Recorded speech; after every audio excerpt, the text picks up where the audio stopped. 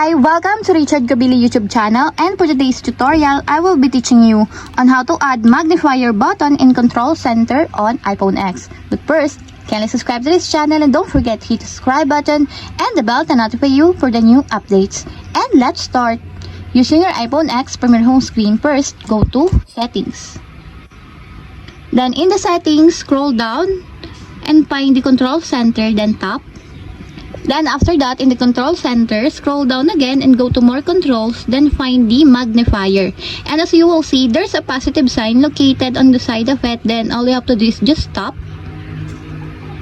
until it appears in your included controls. And if you want to check it in your control center, just drag down the right side of your screen, and as you will see that the magnifier button is already in your control center.